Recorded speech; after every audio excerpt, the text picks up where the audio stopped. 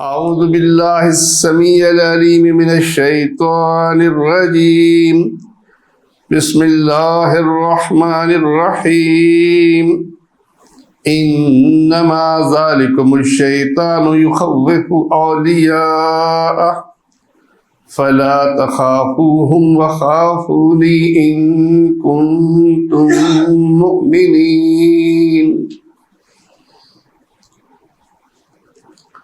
نماز میں ہم اللہ کی تعریف کرنے کے بعد، اپنی بندگی کا ذکر کرنے کے بعد کہ اللہ ہم تیرے بندے ہیں، اللہ سے اپنی سب سے بڑی ضرورت مانگتے ہیں کہ اللہ ہمیں صراط مستقیم پر چلا۔ ساتھ ہی ہم دعا کرتے ہیں اللہ جو انعام یافتہ لوگ ہیں ان کے راستے پر چلا، اور جن پر تیرا غضب نازل ہوا، جو گمراہ ہوئے ان کے راستے سے بچا۔ گمراہ کون ہوئے؟ پچھلی دفعہ آپ نے ان میں سے ایک پوائنٹ سنا تھا کہ شرک کرنے والے اللہ نے ان کو کہا فقد ضل ضلالا مبینا، وہ کھلی گمراہی میں چلے گئے۔ شرک ہے کیا؟ سب سے پہلے سمجھنے والی بات یہ ہے کہ آدمی جب اس کی برائی کا احساس ہے تو جب تک اس کو پہچانے گا نہیں تو اس وقت تک وہ نہیں بچ سکتا ہے کہ یہ بیماری کتنی بڑی ہے اور یہ بیماری ہے کیا۔ دیکھیے، شرک یہ اللہ کی توحید کے الٹ ہے۔ عبادت اللہ اکیلے کی، یہ اللہ کی توحید ہے، اور شرک اللہ کے علاوہ کسی اور کی بندگی کرنا۔ یہ بندگی سب سے پہلے اس دل میں ہوتی ہے۔ دل کے اندر بندگی کیسے؟ اللہ سے محبت، اللہ سے امید، اللہ سے توکل، اللہ کا خوف۔ یہ دل کے اعمال جو ہیں، یہ سب سے پہلے آدمی اللہ کی عظمت کو پہچانتا ہے۔ وہ دیکھتا ہے کہ اللہ مجھ پر کتنا مہربان ہے، اس نے مجھے کون کون سی نعمتیں دی ہیں، اور اللہ کی ان نعمتوں کا احساس دل میں مضبوط کرنے کے بعد پھر اس کے دل میں اللہ کی محبت پیدا ہوتی ہے۔ اور جب وہ دیکھتا ہے کہ ساری کائنات وہ بالکل مجبور ہے، قادر وہی ہے، جس کو چاہتا ہے اولاد دیتا ہے، جس کو چاہتا ہے بے اولاد رکھتا ہے، جس کو چاہتا ہے فراوانی دیتا ہے رزق کی، جس کو چاہتا ہے تنگی دیتا ہے، تو پھر اس پر توکل پیدا ہوتا ہے کہ جس نے مجھے ماں کے پیٹ میں میرے لیے کھانے کا انتظام کیا، اور باہر نکلنے کے بعد پھر میرے لیے خوراک کا انتظام کیا، اور پھر جو میں بڑا ہوتا چلا گیا وہ انتظام بڑھتا چلا گیا، پھر آدمی کو اس پر توکل پیدا ہوتا ہے، پھر اس سے امیدیں وابستہ ہوتی ہیں، پھر اس کا ڈر بھی دل میں پیدا ہوتا ہے، خوف بھی پیدا ہوتا ہے کہ اگر میں نے اس کی نافرمانی کی، وہ ناراض ہو گیا، اور ناراض ہونے کے بعد کہیں مجھے سزا نہ دے دے، مجھ سے یہ نعمتیں نہ چھین لے۔ تو یہ چیزیں آدمی کے دل میں ہوں گی تو اللہ کی بندگی ہوگی۔ یہ جو بندگی کے شعار ہیں، ان کا اظہار بعد میں ہوتا ہے۔ جتنا آدمی کے اندر یہ چیز مضبوط ہوگی اس کا ایمان مضبوط ہوگا، اور جتنا یہ چیزیں کمزور ہوں گی اتنا ہی ایمان اس کا کمزور ہوگا۔ لیکن یہ چیزیں کسی اور کے لیے ہوئیں، کسی غیر کے لیے ہوئیں، تو پھر یہ اللہ کے ساتھ شرک کرنا ہے، اللہ کی بغاوت ہے۔ سب سے پہلے ہم محبت کو دیکھتے ہیں۔ محبت اللہ سے، اللہ سے محبت۔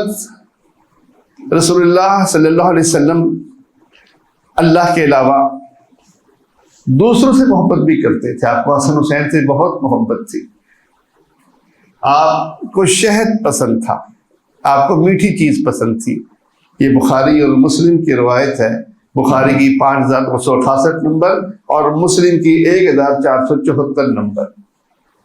آپ شہد بھی پسند کرتے تھے۔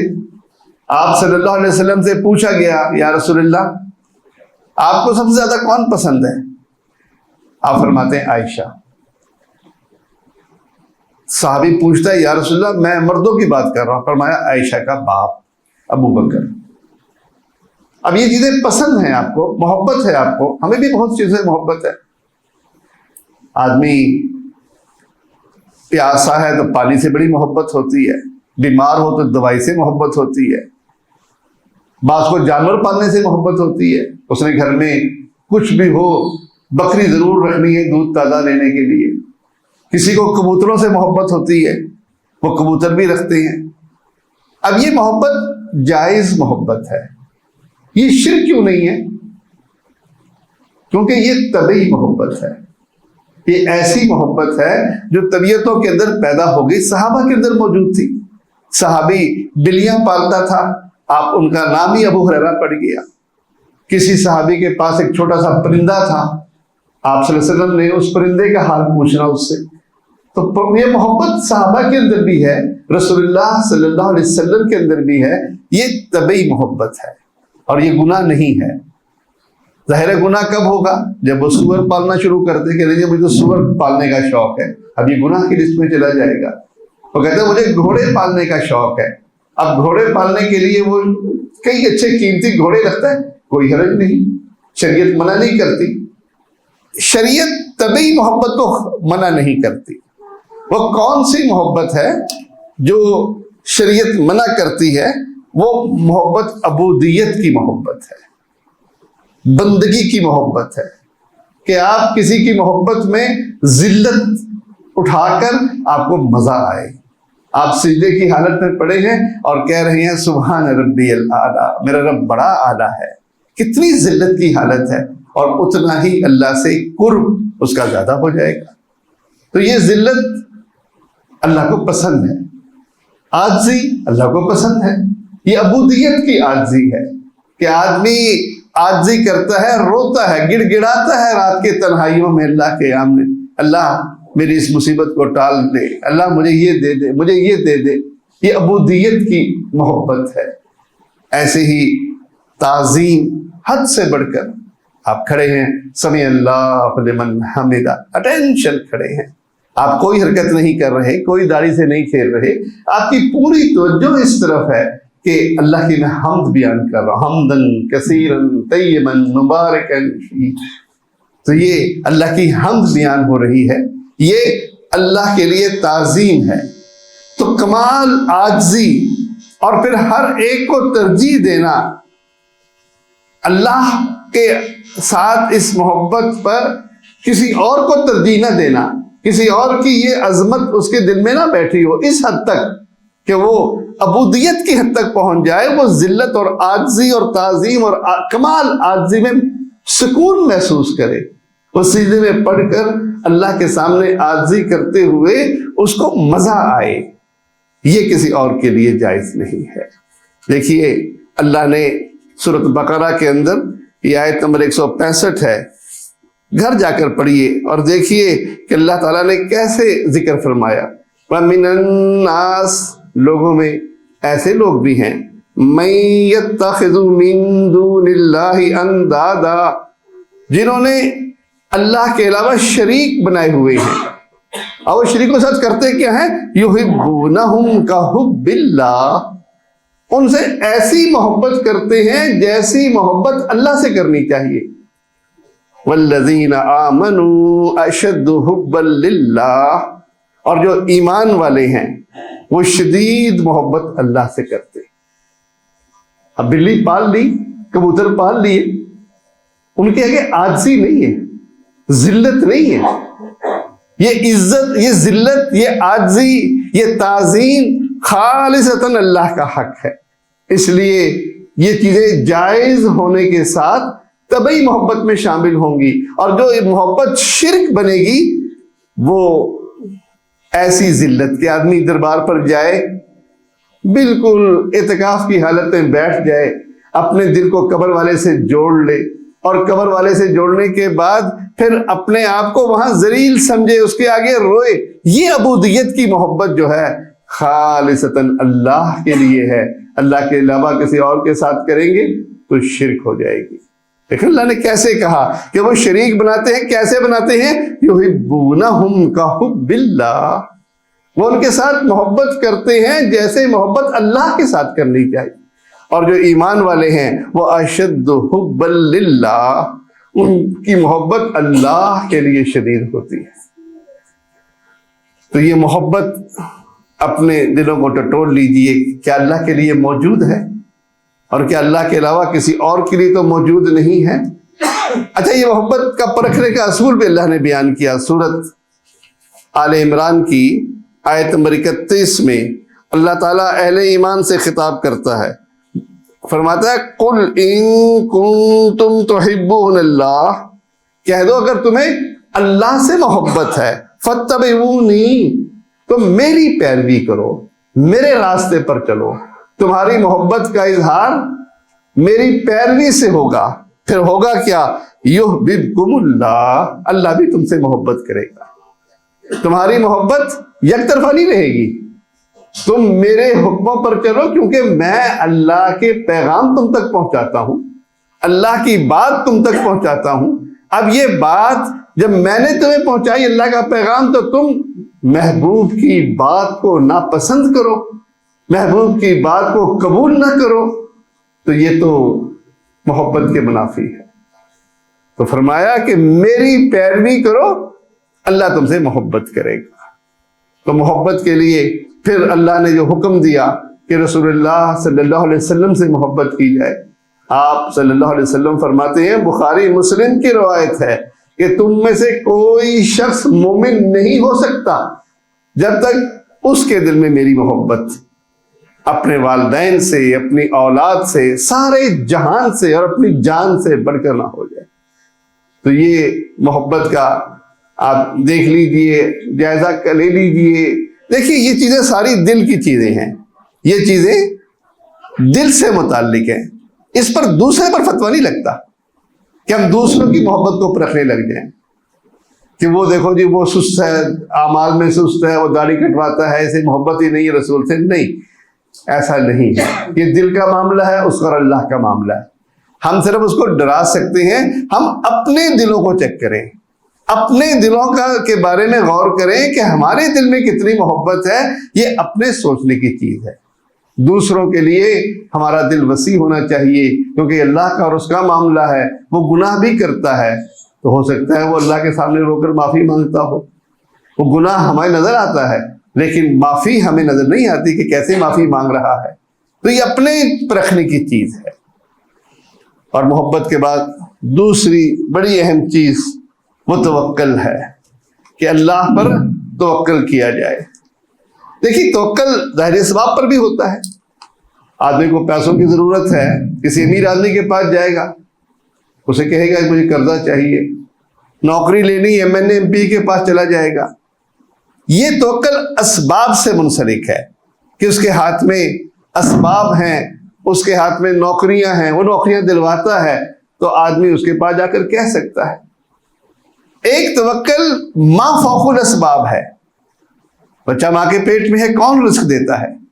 بچہ ماں کے پیٹ سے باہر آیا، کون اس کے رزق کا انتظام کرتا ہے؟ یہاں بڑے بڑے امیر ہیں، معدے کا کینسر ہو گیا، کچھ کھا پی نہیں سکتے۔ اب ان چیزوں میں کس پر توکل ہو؟ اولاد ہے، آدمی جوان ہے، بیوی جوان ہے، اولاد نہیں ہو رہی، ڈاکٹر بھی بے بس ہو گئے ہیں۔ اب یہاں توکل کس پر ہے؟ اگر اللہ پر توکل ہے، اللہ سے دعا کرتا ہے تو یقیناً اس کا توکل ٹھیک ہے۔ اور اگر وہ کہتا ہے کہ نہیں اب یہ تو پیر صاحب بچہ دیں گے، اب پیراں دتا بنانا ہے، میں نے پیر بخش لینا ہے، پھر جاؤ کسی قبر پر جا کر جو ہے وہاں وہ دعا کرتا ہے کہ میرا بیٹا ہو گیا تو میں منت پوری کروں گا، میں دیگ چڑھاؤں گا۔ وہاں بعض درخت بیری کے درخت ہوتے ہیں بعض بازاروں پر، وہ اس بیری کے درخت کے نیچے بیٹھ جاتا ہے، بیر گرے گا تو بیٹا ہوگا، پتا گرے گا بیٹی ہوگی۔ تو یہ چیزیں توکل اس پر ہو رہا ہے، اور یہ ما فوق الاسباب توکل ہے۔ ایک توکل جو اسباب کے تحت تھا وہ یہ ہے کہ ڈاکٹر کے پاس جاتا ہے، علاج کرواتا ہے، معائنہ کرواتا ہے، اپنا بھی کرواتا ہے، بیوی کا بھی کرواتا ہے۔ یہ اسباب کے تحت توکل ہے، اس کی شریعت میں گنجائش ہے۔ اور اسباب کے بغیر توکل وہ صرف اللہ سے۔ دیکھیے کیسے اللہ تعالیٰ ارشاد فرماتا ہے یہ سورت توکل کے بارے میں کہ تم اگر مومن ہو تو اللہ پر توکل کرو۔ تو یہ توکل جو ہے اللہ پر ہے۔ تیسری چیز خوف. آدمی کسی سے ڈر جائے, کسی کے پاس کلاشنکوف ہو تو یقیناً آدمی کو ڈر محسوس ہوتا ہے. پولیس والا پیچھے پڑ جائے, آدمی کو ڈر محسوس ہوتا ہے. یہ طبعی خوف ہے, یہ اسباب کے تحت خوف ہیں, اور اس کی بالکل گنجائش ہے. سیدنا موسیٰ علیہ السلام سے جب قتل ہو گیا تو وہ بادشاہ نے پکڑنے اور قتل کرنے کے احکامات بھیج دیے فرعون نے. اب وہ خوف زدہ ہو کر وہاں سے نکلے ہیں. تو خوف یہ مومن پر ہو سکتا ہے. رسول اللہ صلی اللہ علیہ وسلم وہ ہجرت کرتے ہوئے دشمن کے سے پکڑے جانے کی خوف سے 3 دن تک غار میں بیٹھے رہے. یہ خوف طبعی خوف ہے, اس کی شریعت میں گنجائش ہے. ایک خوف کسی کے پاس کوئی ہتھیار نہ ہو, کوئی وسائل نہ ہو, وہ فوت ہو گیا, قبر والا ہے, اور آدمی اس سے یوں خوف زدہ ہو کہ میں نے اگر یہ کام کر لیا, یہ ناراض ہو گیا تو پھر میرا تو بیڑا غرق ہو جائے گا. میں نے 11ویں نہ دی تو 11ویں والے پیر ناراض ہو جائیں گے, میری بھینس بیمار ہو جائے گی. میں نے کنڈے نہ بھرے تو سال کے بعد کنڈے آتے ہیں, جعفر صادق رحمت اللہ علیہ ناراض ہو جائیں گے, وہ ناراض ہو گئے, میرا بچہ بیمار ہو جائے گا. دیکھیے قبر پر, مزار پر جانے والے بھی 2 قسم کے لوگ ہیں. ایک شخص جاتا ہے اس لیے جاتا ہے کہ اس قبر والے کے لیے دعا کروں گا, یہ دعا کا محتاج ہے. میں جاؤں اور دیکھوں کتنی بڑی شخصیت تھی جو آج ہزاروں من مٹی میں بیٹھ گئی ہے, کہ میری دعاؤں کا محتاج ہو گیا, میں اس کے لیے دعا کروں گا. یہ مسلمان کا طریقہ ہے. اور ایک شخص وہ اس لیے جاتا ہے کہ میں اس کی زیارت پر جاؤں گا, وہ خوش ہوگا, وہ جانتا ہے کہ کون آیا ہے, اور میں اس سے مانگوں گا, میں اس سے اولاد مانگوں گا. یہ امید, یہ توکل, یہ خوف کہ میں نہ گیا تو وہ ناراض ہو جائے گا, یہ خوف اس کا شرک بن جائے گا. اس لیے سورۃ آل عمران کی اس آیت میں دیکھیے اللہ تعالیٰ ارشاد فرماتا ہے انما ذالکم الشیطان, یہ شیطان ہے جو تمہیں اپنی اولیاء سے ڈراتا ہے. فلا تخافوہم, ان سے مت ڈرو, وخافونی, اور مجھ سے ڈرو, ان کنتم مؤمنین, اگر تم مومن ہو.